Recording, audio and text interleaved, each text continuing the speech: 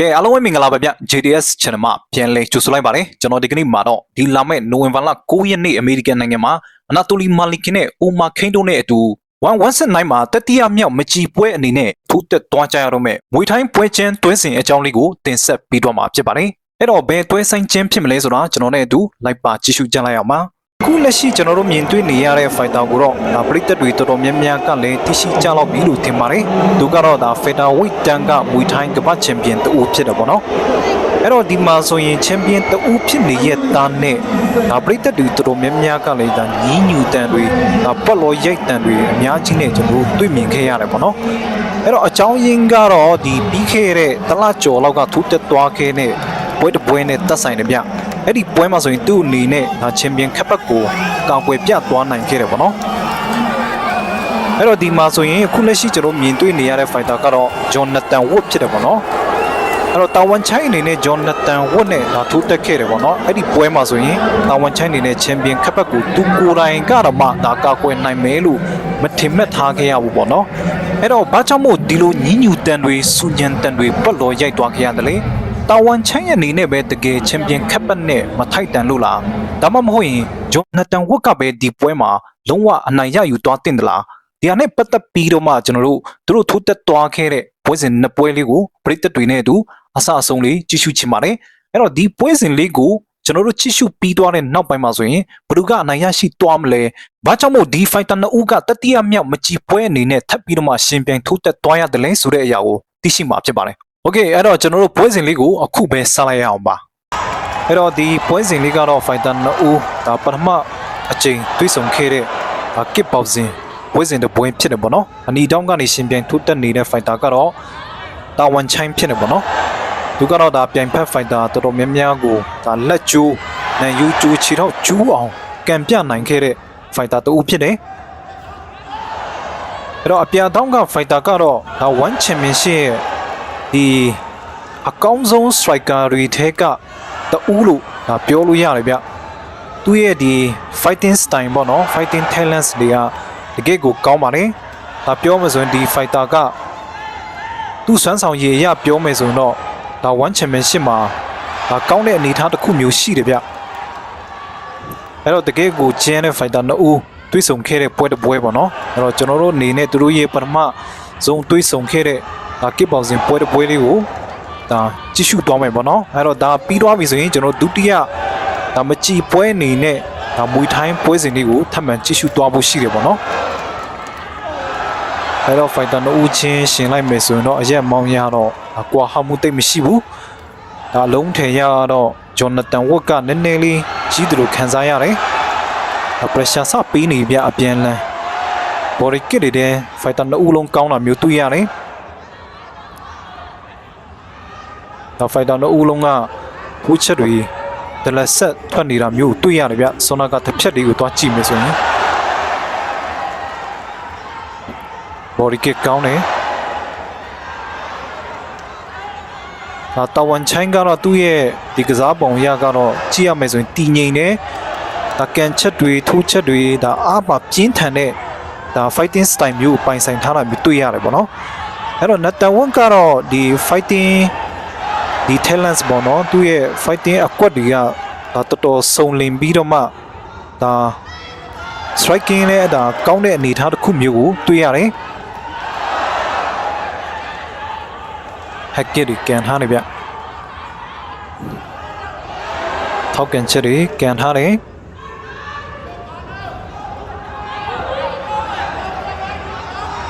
အိုးအတန်အောင်မီတယ်ဗျဟက်ကစ်ဒါမွေထိုင်း fighter တော်တော်များများကတော့တက်လုံတွေကောင်းကြတယ်မာကုံလဲဒါအတိုင်းတာတစ်ခုတည်းရှိတယ်ဗျ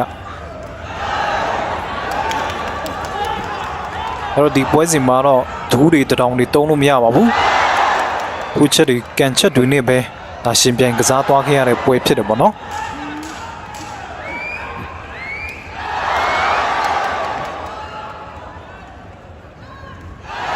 ကန်နဲ့ပြန်လဲကန်ထားတယ်ကောင်းတယ်ဗျပထမတစ်ချီကတော့ပြီးဆုံးသွားပြီပထမတစ်ချီကတော့ဒါပရိသတ်တွေဘယ်လိုမြင်လဲတော့မသိဗျကျွန်တော်အနေနဲ့ကတော့ဒီတာဝန်ချိုင်းအနေနဲ့ဒီကန်ချက်ပိုင်းမှာ တာစီရရှိခဲ့တယ်လို့မြင်တယ်ပေါ့နော်အဲ့တော့ဒုတိယချီကိုတွားလိုက်မယ်ဗျအိုးပရက်ရှာပေးနေဗျဂျောနာသန်ဝတ်အနေနဲ့တောင်ဝန်ချိုင်းအနေနဲ့နည်းနည်းလေးစိုးရင်ရတဲ့အနေအထားတစ်ခုမျိုးဖြစ်သွားခဲ့ရသေးတယ်ဗျလိုကစ်ကန်ထားတယ်တောင်ဝန်ချိုင်းဂျောနာသန်ဝတ်အနေနဲ့โอ้ဘော်ဒီကစ်ကောင်းတယ်ဒီညာဖြောင်းဝင်သွားတာဂျောနာသန်ဝတ်အနေနဲ့နည်းနည်းဟန်ချက်ပြတ်သွားတယ်ဗျလိုကစ်ကန်ထားတယ်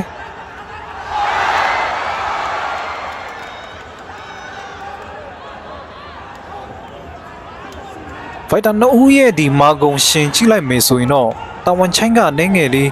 ပိုကောင်းမယ်ဗျโอ้ကန်ချက်တွေအတန်တော်မီတယ်ဗျထောက်နင်းကန်ချက်တွေရော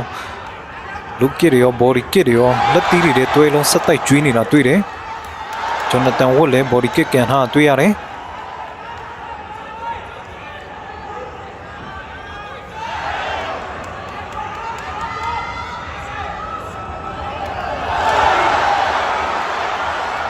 ထောက်ကန်ချက်တွေကဒီတဝန်ချိုင်းနေနဲ့ပိုကောင်းတယ်ဂျောနာသန်ဝတ်ကတိတ်မထွက်ဗျဘော်ဒီကစ်နဲ့လူကစ် left and right hand တွေတော့တွေ့တယ်ဘော်ဒီရှော့ဝင်ထားကောင်းတယ်ဗျ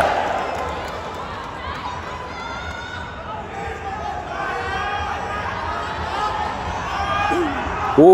ဘော်ဒီကစ်ဒီတဝန်ချိုင်းရဲ့ဘော်ဒီကစ်ကိုတော့ကျွန်တော်သဘောကျတယ်ဗျအတန်တော်မီတယ်ဗျ left hand စားခံလိုက်ရတယ်ဗျတဝန်ချိုင်းအနေနဲ့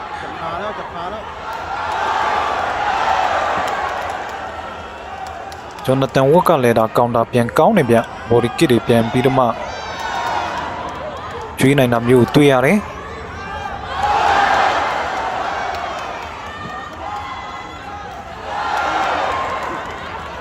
လက်တန်ဝက်က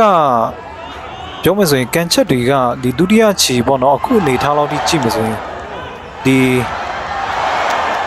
အလီလွင့်နည်းနည်းလေးရှိနေတာမျိုးတွေ့ရတယ်ဗျဒါတချို့ကန်ချက်တွေတော့ထိတယ်ပေါ့နော်လိုကစ်တွေဘော်ဒီကစ်တွေ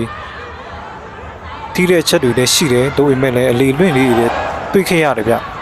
ဒါတဝန်ချိုင်းကတော့လို့အလီလွင့်တိတ်မရှိဗျသူ့အနေနဲ့တစ်ချက်ဆိုတစ်ချက်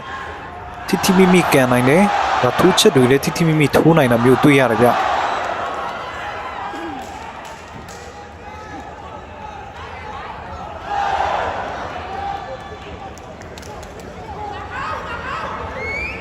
ကောင်းတယ်အချက်တွေဒုတိယချီကျွန်တော်ရဲ့အမြင်အရပြောမယ်ဆိုရင်တော့ဒါတာဝန်ချိုင်းကပဲတာတယ်လို့မြင်တယ်ပေါ့နော်ပရိသတ်တွေကရောဒီဒုတိယချီမှာကျွန်တော်ဘယ်လိုမျိုးထင်မြင်ကြတယ်လဲအဲ့တော့နောက်ဆုံးချီကိုရောက်ပြီဗျအဲ့တော့ဘသူကဒါအသာစီးပုံစံမျိုးနဲ့ကစားသွားမလဲဆိုတာကျွန်တော်ဆက်ပြီးစောင့်ကြည့်သွားမယ်ဗျဟိုးကောင်းတယ်ဘော်ဒီကစ်တွေတာဝန်ချိုင်းနဲ့ကျွန်တော်ပြန်ပြီးကန်ထားတယ်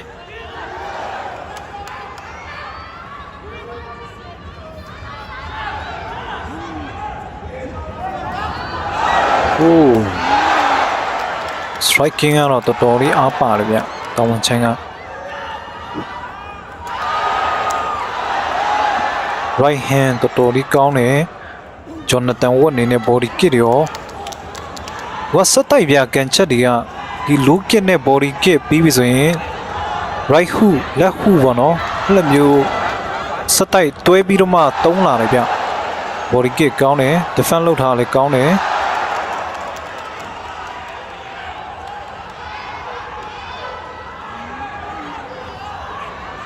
โอ้ body kit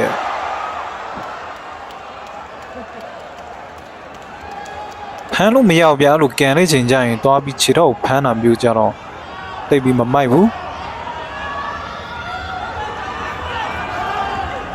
ကန်ချက်တွေဖြောင်းဖြောင်းနဲ့ကြားရတယ်ဗျလက်တံဝတ်ကောင်းလာတယ်လုတ်ကစ်တွေဘော်ဒီကစ်တွေဆွမ်းနာကန်သွားတာမျိုးတွေ့ရတယ်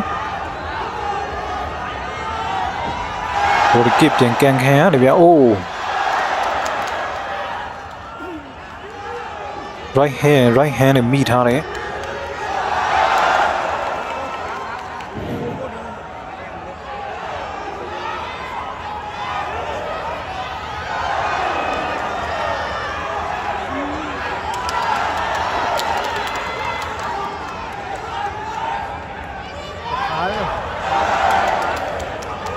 ထောက်ကန်ချက်တွေ body kit တွေကတော့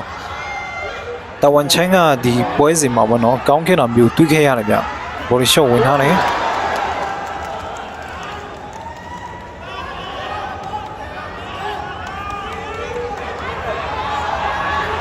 ချော်တော့နေဗျဟက်ကကမထိလိုက်ဘူး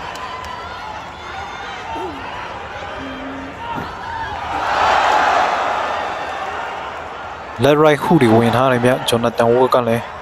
ဟိုး body shot ဝင်ထားတယ်နောက်ဦးလုံးကတော့ဒါပြန်လန်းပြန်ပြီးတော့မှတအူးတအူးကျွန်တော်တို့ထိုးလာပြီဆိုပြန်ထိုးကြတယ်မျိုးတွေ့ရတယ်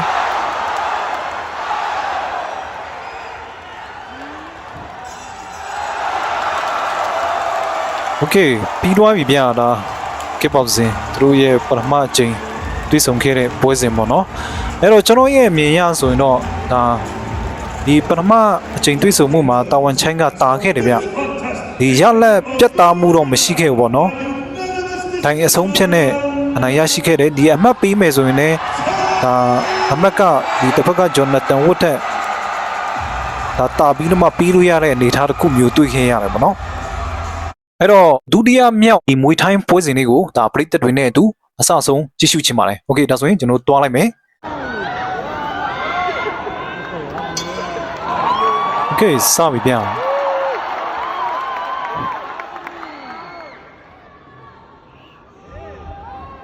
ကဲဒါကတော့ဒုတိယမြောက်ဒါမကြည်ပွဲဖြစ်တယ်ပေါ့နော်ဂျွန်နသန်ဝတ်အနေနဲ့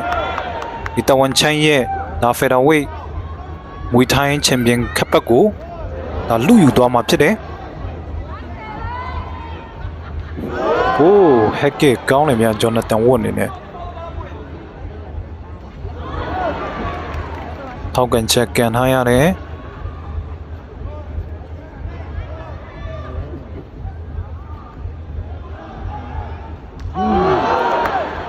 ဘိုဒီကကန်ထားနေဗျတဝန်ချိုင်းအနေနဲ့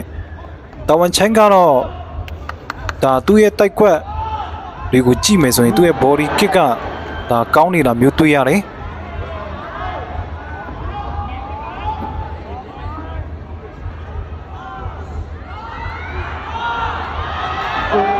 လုတ်ကကန်ထားတာတော်တော်အားပါမယ်ပုံပဲဗျဘယ်တနအူလုံးကတော့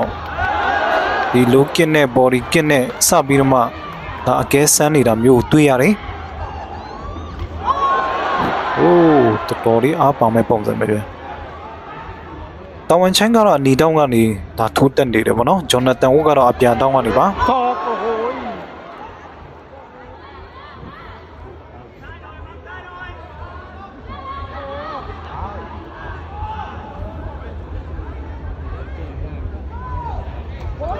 โอ้ big right hand โอ้ဘယ် body kick ကောင်းနေဗျာအတန်တော်မီတယ်လုတ်ကကန်ထားတယ်ဒီရှေ့ကစ်ပေါစဉ်ပွဲတစ်ပွဲကြည့်မယ်ဆိုရင်နသန်ဝတ်ကလုတ်ကကောင်းတယ်တဝန်ချန်ကဒါ body kick တွေကောင်းတယ်ပေါ့နော်အခုလေကျွန်တော်တို့ဒီပုံစံအနေထားမျိုးပဲတွေ့ခဲ့ရတယ်ဗျ body kick ကတော့တဝန်ချန်ကောင်းတယ်ဟိုး hack ဝင်တယ်ဗျနသန်ဝတ် hack တွေကောင်းလာတယ်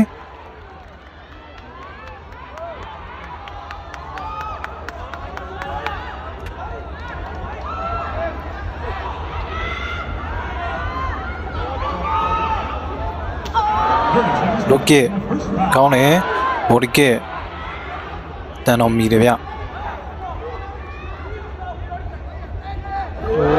ဟက်က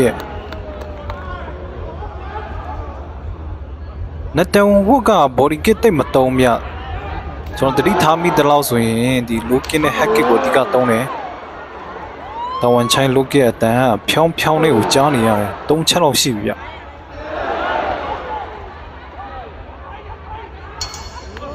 လာပထမချီကတော့ပြီးသွားပြီကဲပထမချီကတော့တဝန်ချိုင်းအနေနဲ့ဒါကန်ချက်တွေကောင်းခဲ့တယ်ဒါတာတယ်လို့ဒါပြောလို့ရသေးတယ်ဗျဒုတိယချီကိုတွားလိုက်မယ်ဗျတ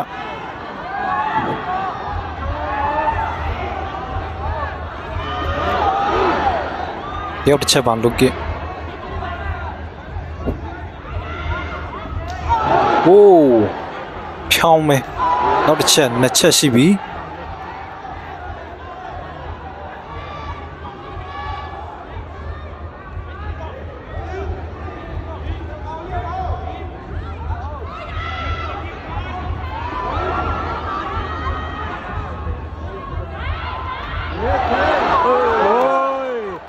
တဝန်ချိုင်းနေနဲ့ဒါတစ်ဖက်ကဂျော်နသန်ဝတ်ရဲ့ body kit လာတဲ့အချိန်မှာပြန်ပြီးတော့မှကောင်တာ Big right hand ကိုဝင်ထားမျိုးတွေ့ရတယ်တပိကန်ထားတယ်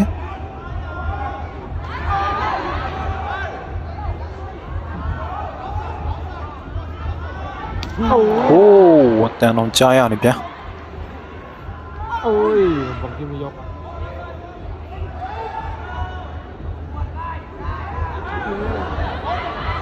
Big right hand နဲ့ look kick ကန်ထားတယ်ဂျော်နသန်ဝတ်အနေနဲ့သူကတွဲပြီးတော့မှလာလေးရှိတယ်ဗျတခါတလေကြရင်ဒီလက်တီထိုးချက်နဲ့ခြေကန်ချက်နဲ့တွဲလာတယ်ပေါ့နော်ဂျော်နသန်ဝတ်က look kick ကန်သွားတယ်ကောင်းတယ်ဂျော်နသန်ဝတ်အနေနဲ့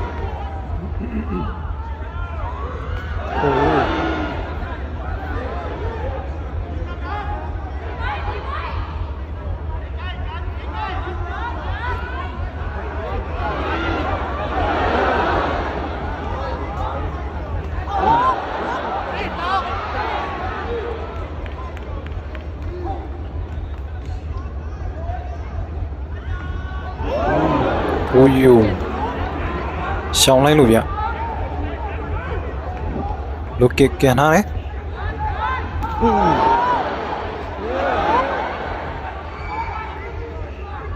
ဘော်ဒီကစ်ကတော့ပူထွက်တာကတော့တာဝန်ချိုင်းကပူထွက်တယ်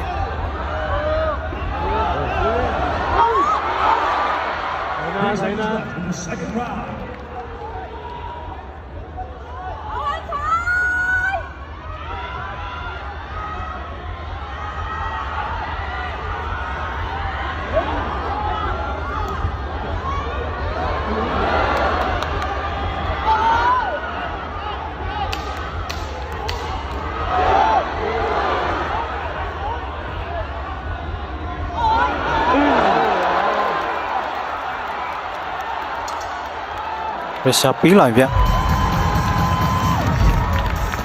ကဲဒုတိယချီမာကလည်းပြောမယ်ဆိုတော့တိတ်တော့မသိမ့်မရင်မဲဗျတို့ပေမဲ့လည်းဒီတဝန်ချိုင်းနေနဲ့အနည်းငယ်လေးတာနေသေးတာမျိုးတွေ့ရတယ်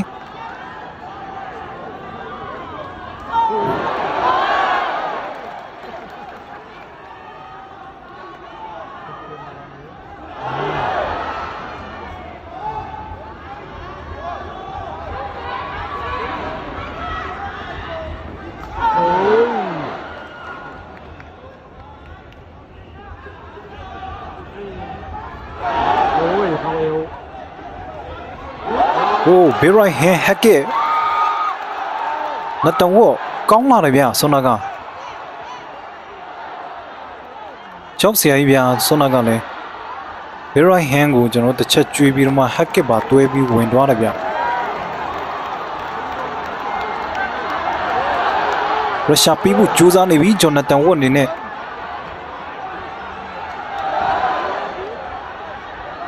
ဘော်ဒီကကန်ထားတယ်လုတ်ကစ်ကန်ထားတယ်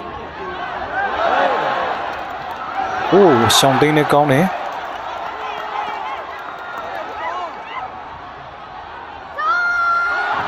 စတိုက်ပရက်ရှာပေးဗျာအပကက်ရော right hand ရောတယောက်တစ်ချက်ဂျော်နသန်ကန်ထားတာကောင်းတယ် sorry ဂျော်နသန်တော့ဖြစ်တော့နသန်ဝတ်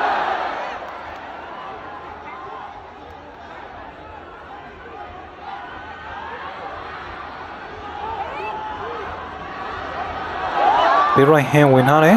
တရောင်ရိုက်ထားတယ်ဘော်ဒီရှော့ဝင်ထားတယ်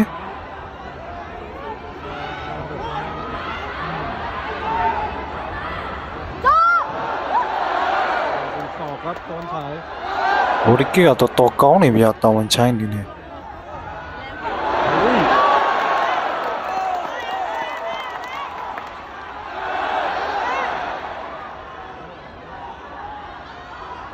ဒီအရှောင်းသိန်းကဂျွန်နတန်ဝတ်အနေနဲ့ဒီပထမတစ်ပွဲထက်ကောင်းလာတာမျိုးတွေ့ရတယ်နစ်ပူနေတယ်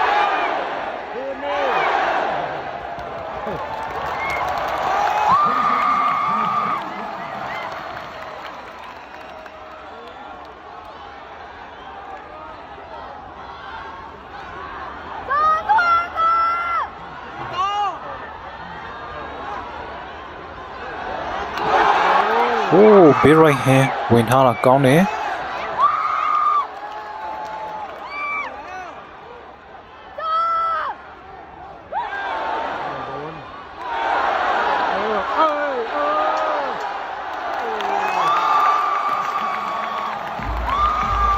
ကဲထရောင်းကတော့ဂျွန်နတန်ဝတ်အနေနဲ့အနည်းငယ်လေးတာတယ်လို့ဒါပြောလို့ရတယ်โอเคလီချီမြောက်ရောက်ပြီဗျ round 4ကဲပြောမဆိုရင်တော့2-1ရှိနေဗျတောင်ဝန်ချမ်းရ2နတန်ဝတ်က1ဘော်ဒ်ကဝင်ထားတယ်โอ้เบรไรแฮนကောင်းတယ်ထပ်ပြီးလုကစ်တီမီကန်နိုင်ခဲ့တယ်ရှောင်းတော့တာတွေလာတယ်ဗျဘော်ဒ်ကစားခနဲ့เบรไรแฮนထိထားတယ်ဗျတောင်ဝန်ချိုင်းနေနဲ့လေ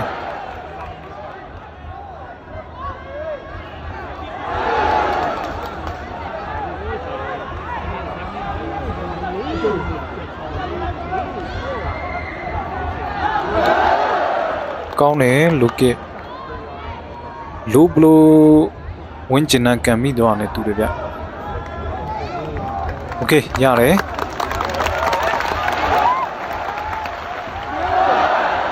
ကောင်းတယ်ဂျွန်နတန်ဝတ်အနေနဲ့ဘော်ဒီကစ်တွေကောင်းလာတယ်ဗျနတန်ဝတ်အနေနဲ့နစ်ပူးနဲ့ခေါ်လိုက်တော့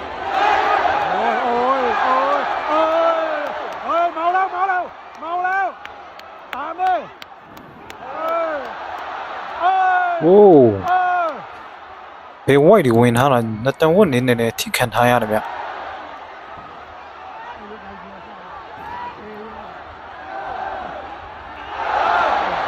ဘော်ဒီကစ်ကောင်းတယ်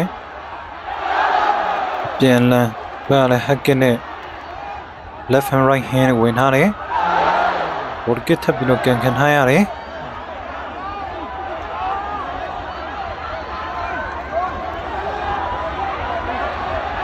โอ้แฮกเก็ตကောင်းတယ်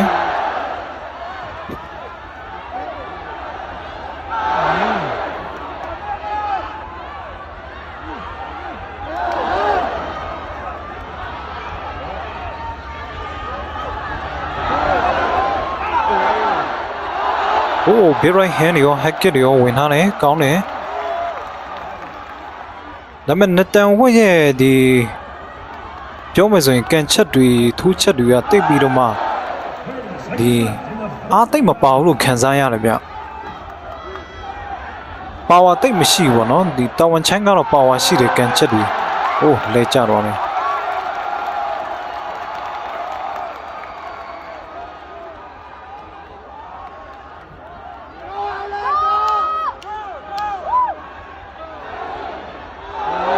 ဟိုright hand လုံးထိထားတဲ့ body kick fighter နှစ်ဦးလုံးအပြန်လန်ကျွေးထားတယ်ဟိုးအဲ့တော့လီချီမြောက်ကတော့နည်းနည်းပြောရတာခက်တယ်ဗျာကျွန်တော်ရဲ့အမြင်ရဘသူကိုအသာစီးပေးရမလဲတော့မသိဘူးဖြစ်နေအဲ့တော့ဒီလီချီမြောက်ကတော့ကျွန်တော်အမြင်ရပြောမယ်ဆိုတော့ဒါတရေအနေထားမျိုးအနေထားတစ်ခုလောက်ထိပြောလို့ရတယ်ပေါ့နော်အဲ့တော့တိတ်မပြတ်သားဗျကျွန်တော်ဒါပရိသတ်တွေကဘလို့ထင်မြင်ယူဆထားတယ်လေတော့မသိဘူးပေါ့နော်โอเคနောက်ဆုံးတစ်ချီရောက်ပြီဗျအရေးကြီးတဲ့ချီ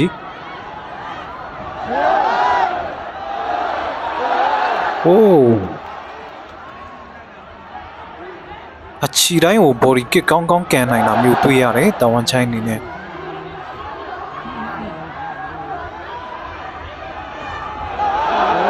pressure ပေးပြ left hand တွေဝင်ထားတာတွေ့တယ်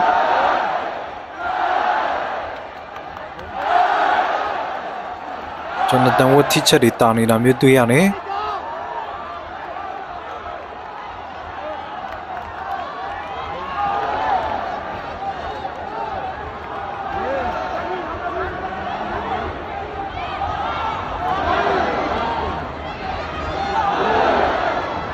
โอ้แฮกเกตကောင်းနေဗျာဒါပေမဲ့ hack kick ကန်တဲ့ချိန်မှာနတန်ဝတ်အနေနဲ့ left and right hand အထိပြန်ခံထားရမျိုးတွေ့ရတယ် Clint ပူရတယ် โอ้ศอกวันฉายตีศอกก็โอ้ တော်ဝန်ချန်ကတော့တီငိန်နေမြတစ်ချက်ဆိုတစ်ချက်မမှန်ကန်ကန်တိတိကျကျကိုသူ့အနေနဲ့ဒါထိုးတက်သွားတာမျိုးတွေ့ရတယ်နတန်ဝတ်အိုးဆွမ်းနာလည်းကျွန်တော်တို့ body kick ကောင်းတယ်အဲ့တော့ဒီချီကတော့ပြောအရေးကြီးပြအောင် body kick အတန်းအောင်မိတယ်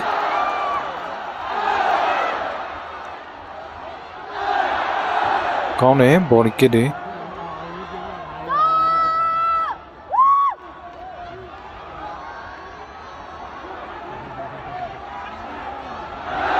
look it Clint ပူသွားတယ်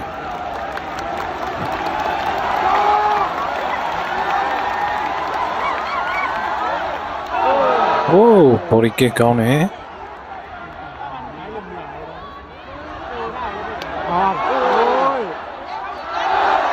ကောင်းတယ် body kick ကျွန်တော်တန်ဝပြန်ကန်သွားတယ်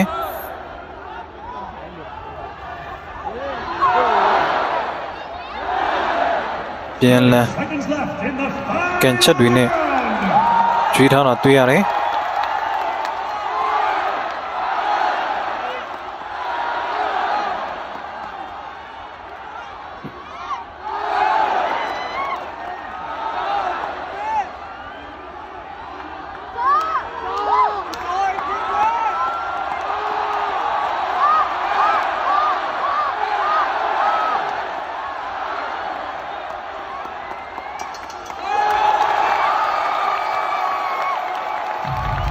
ဘလို့ပြောမလဲမသိဘူးဗျာနောက်ဆုံးခြေကကြည့်ရတာတဝန်ချိုင်းအနေငယ်လေးတာသွားတယ်ဗျာ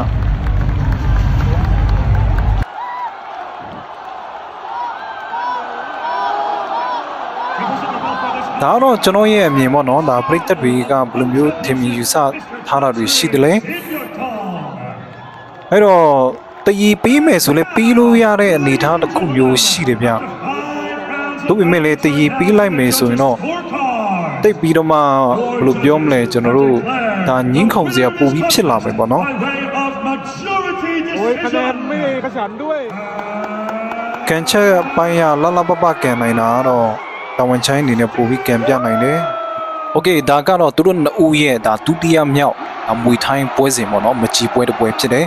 အဲ့တော့၅ချီစလုံးကိုကြည့်ရှုပြီးတဲ့နောက်ပိုင်းမှာဆိုရင်ဒါပရိသတ်တွေအနေနဲ့ရောဒါတဝန်ချိုင်းအနေနဲ့ဘယ်ချီတွေမှာဒါအနိုင်ရရှိသွားတာလဲပြီးရင်ဂျော်နသန်ဝတ်အနေနဲ့လည်းဘယ်ချီတွေမှာသူ့အနေနဲ့အနိုင်ရရှိတဲ့တယ်လဲပေါ့နော်ဒါနဲ့ပတ်သက်ပြီးတော့မှကျွန်တော်အောက်က comment မှာလည်းဒါဝင်ရောက်ရေးသားပြီးလို့ရတယ်အဲ့တော့ကျွန်တော်ရဲ့အမြင်ရပြောမယ်ဆိုရင်တော့တဝန်ချိုင်းအနေနဲ့ဒါပထမချီဒုတိယချီပြီးပြီဆိုရင်ဒီနောက်ဆုံးချီပေါ့နော်၅ချီမြောက်ဒီ၃ချီမှာဒါတဝန်ချိုင်းအနေနဲ့ဂျော်နသန်ဝတ်ထက်ဆိုင်တော့ဒါအနှင်းငယ်လေးတာတယ်လို့ပြောလို့ရတယ်ပေါ့နော်အဲ့တော့ဒီ3ချီနဲ့ဒီ4ချီမှာကတော့ဂျော်နသန်ဝတ်ကတာတယ်အဲ့တော့ဂျော်နသန်ဝတ်ကဒီ3ချီမှာဆိုရင်ဒီတဝန်ချိုင်းကိုဒါတော်တော်ဖိအားပေးနိုင်တဲ့အနေအထားတစ်ခုမျိုးရောက်ခဲ့တယ်ပေါ့နော်အဲ့တော့ဒီ4ချီမှာဆိုတော့ဒါဂျော်နသန်ဝတ်ကတာတယ်လို့ဒါပြောတာပေါ့နော်တို့ပေမဲ့လည်းအဲ့ဒီ4ချီကျွန်တော်တို့အသေးစိတ်သွားပြီးကြည့်မယ်ဆိုရင်ဖိုက်တာနှစ်ဦးလုံးကလည်းပြောမယ်ဆိုရင်မသိမရင်ရင်လို့ဖြစ်နေပေါ့နော်တည်ရင်လည်းပေးလို့ရတယ်လို့ဒါတဝန်ချိုင်းကိုလည်းနိုင်ပေးလို့ရတယ်လို့ဒီဂျော်နသန်ဝတ်ကိုလည်းအနိုင်ပေးလို့ရတဲ့အနေအထားတစ်ခုမျိုးတွေ့ရတယ်ပေါ့နော်အဲ့တော့ကျွန်တော်ရဲ့အမြင်ရကတော့ဒီ3ချီနဲ့4ချီကတော့ဒါဂျော်နသန်ဝတ်ကိုဒါအနိုင်ပေးလို့ရတယ်ဒီ5ချီမြောက်မှာကတော့ဒါဘယ်လိုပဲပြောပြောတဝန်ချိုင်းရဲ့အနေနဲ့ဒါသူ့အနေနဲ့တာသွားခဲ့တယ်ပေါ့နော်အဲ့ဒီအတွက်ကြောင့်မို့လေဒီချန်ပီယံခပ်ပတ်ကိုသူ့အနေနဲ့ကာကွယ်နိုင်ပြခဲ့တယ်လို့ထင်တယ်ပေါ့နော်အဲ့တော့ဒီ5ချီလဲပြီးသွားရောဒီချန်ပီယံခပ်ပတ်ပိုင်ရှင်ကိုကြော်ညာတဲ့အချိန်မှာပေါ့နော်ဒီတဝန်ချိုင်းအနေနဲ့ချန်ပီယံခပ်ပတ်ပိုင်ရှင်ဖြစ်သွားတဲ့အချိန်မှာ ဒါကျိုးဝဲမှာလာရောက်အားပေးနေကြတဲ့ပရိသတ်တွေတော်တော်များများကဒါညီညူတန်တွေစူညံပွက်လောရိုက်တန်တွေကဒါအမျိုးမျိုးထွက်လာခဲ့ကြတယ်ပေါ့နော်ဒီပွဲမှာကတော့ဒါလုံးဝဂျော်နသန်ဝတ်အနေနဲ့အနိုင်ရရှိတဲ့တယ်ဆိုပြီးတော့မှပြောဆိုလာတာတွေဒါတွေ့ရတယ်ပေါ့နော်အဲ့တော့ one championship ရဲ့ဒီသူတို့နှစ်ဦးထိုးတက်သွားခဲ့တဲ့ဒီဒုတိယမြောက်ဒါမွေထိုင်းမကြည်ပွဲမှာဆိုရင်ဒါ comment တွေတော်တော်များများသွားဖတ်ကြည့်မယ်ဆိုရင်ဂျော်နသန်ဝတ်အနေနဲ့ဒါလုံးဝအနိုင်ရရှိတဲ့တယ်ဆိုပြီးတော့မှဒါပြောဆိုသွားတာတွေတွေ့မြင်ရတယ်ပေါ့နော်အဲ့တော့ပရိသတ်တွေကရောဘယ်လိုမျိုးထင်မြင်ယူဆထားကြတယ်လဲပေါ့နော်ကျွန်တော်ရဲ့အမြင်အရကတော့ဒါဂျော်နသန်ဝတ်အနေနဲ့ဒါတဝန်ချိုင်းရဲ့ဒါဖေဒါဝိတ်ချန်ပီယံခပ်ပတ်ကိုရယူဖို့ဆိုတာကဒါတော်တော်လေးကိုနီးစပ်တဲ့အနေအထားတစ်ခုကိုရောက်ရှိခဲ့တယ်လို့ပဲပြောရအောင်ပဲဗျဒီအတွက်ကြောင့်မို့လေဒါပရိသတ်တွေတော်တော်များများကလည်းဒီဖိုင်တာနှစ်ဦးကိုဒါတတိယမြောက်မကြည်ပွဲတောင်းဆိုနေကြတယ်ပေါ့နော်အဲ့တော့ချက်ထွေကိုတိုင်ကလည်းဒါမကြည်ပွဲပြန်ပြီးတော့မှတည်ပြီးမယ်ဆိုပြီးတော့မှပြောဆိုသွားတယ်ပေါ့နော်အဲ့တော့မကြည်ပွဲမှာကတော့ကျွန်တော်ရဲ့အမြင်ရကတော့ဒါတဝန်ချိုင်းရဲ့အနေနဲ့ပဲဒါဂျော်နသန်ဝုတ်ကိုဒါအနိုင်ရရှိသွားဖို့များတယ်ဗျဘာကြောင့်လဲဆိုတော့ဒီရှေ့နှစ်ပွဲလုံးကိုတွားပြီးတော့မှကြည့်မယ်ဆိုရင်ပေါ့နော်ဒီကန်ချက်အပိုင်းမှာဒါတဝန်ချိုင်းကတော်တော်လေးကိုကောင်းခဲ့တယ်အဲ့တော့ဒီတတိယမြောက်မကြည်ပွဲမှာဆိုရင်ထူနီးသူပဲဗျဒီကန်ချက်ကဒါဂျော်နသန်ဝုတ်ကိုဒါတော်တော်လေးကိုဒုက္ခပေးပြီးတော့မှပြောမယ်ဆိုရင်လည်းအမတ်ပေးစနစ်ရပြောမယ်ဆိုရင်ဒီအပိုင်းမှာကဂျော်နသန်ဝုတ်ကအားနည်းသွားနိုင်ချေရှိတယ်ပေါ့နော်ဘာကြောင့်လဲဆိုတော့ဂျော်နသန်ဝုတ်ရဲ့ဒီကန်ချက်တွေကဒီ body kick ကန်ချက်ပြောမယ်ဆိုတော့ထွက်တယ်ဒါပေမဲ့ဒီတဝန်ချိုင်းလို့တိတ်မထွက်တဝန်ချိုင်းကသူ့ရဲ့ဒီကန်ချက်ကပြောမယ်ဆိုရင်သူ့အတွက်ကဒီအလိချင်းတစ်ခုဖြစ်နေတော့အများတန်းကျွန်တော်အချီတိုင်းမှာအဲ့ဒီကန်ချက်ကထွက်နေတယ်ထွက်တဲ့ကန်ချက်တိုင်းကလည်းကျွန်တော်ထိရောက်မှုရှိတယ်ပေါ့နော်အဲ့တော့တတိယမြောက်မကြည်ပွဲကတော့ဒါတေချာတယ်ပွဲကျင်းတပွဲဖြစ်မယ်ပေါ့နော်အဲ့တော့ fighter နှစ်ဦးစလုံးကလည်းရလက်တွေပြတ်သားဖို့ရန်အတွက်ဒါအစွမ်းကုန်ကြိုးစားလာကြမှာပေါ့နော်အဲ့တော့အထူးသဖြင့်ဂျော်နသန်ဝုတ်ကဒီရှေ့ကနှစ်ပွဲမှာရှုံးနေထားတဲ့အတွက်ကြောင့်မို့သူ့အနေနဲ့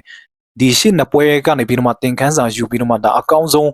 ဒါပြင်ဆင်လာနိုင်ချေရှိတယ်ဒီအတွက်ကြောင့်မို့ဒါတဝန်ချိုင်းအတွက်ပြောမယ်ဆိုရင်တော့ဒီရှေ့ကကိပေါစင်နဲ့မွေထိုင်းပွဲစဉ်တွေထက်ဆိုင်ပို့ပြီးတော့မှဒါခက်ခဲသွားနိုင်ချေရှိတယ်အဲ့တော့ဒီတတိယမြောက်မကြည်ပွဲကတော့ပြိုင်ဆိုင်မှုအရာပြောမယ်ဆိုလဲဒါတော်တော်လေးကိုပြင်းထန်ပြီးဒါပရိသတ်တွေကိုလည်းရတာဖြိုဖြီမှုဒါပြီးနိုင်တဲ့ဒါပွဲကျင်းတပွဲဖြစ်သွားမယ်လို့ဒါကျွန်တော်ကတော့ထင်မြင်ထားတယ်ပေါ့နော်အဲ့တော့အနိုင်ရှုံးနဲ့ပတ်သက်ပြီးတော့ဒါဆောနာကပြောခဲ့သလိုပဲတာဝန်ချိုင်းပဲဒီတတိယမြောက်မကြည်ပွဲမှာအနိုင်ရရှိသွားနိုင်ချေရှိတယ်ပေါ့နော်အဲ့တော့ပရိသတ်တွေအနေနဲ့ရောဒီတတိယမြောက်မကြည်ပွဲကျင်းကြီးမှာဆိုရင်ဒါဘဒူကအနိုင်ရရှိသွားနိုင်မလဲဆိုတာနဲ့ပတ်သက်ပြီးကျွန်တော်အောက်က comment မှာဒါဝင်ရောက်ပြောဆိုသွားလို့ရပါတယ်အဲ့တော့ဒီကနေ့ရဲ့တင်ဆက်မှုကတော့ဒီလောက်ပါပဲအဆုံးထိကြည့်ရှုကြပေးတဲ့အတွက်ကြောင့်မို့အားလုံးကိုအထူးပဲကျေးဇူးတင်ပါတယ်ကျွန်တော်ကတော့အစီအစဉ်တင်ဆက်သူဂျိုဆက်ပဲဖြစ်ပါတယ်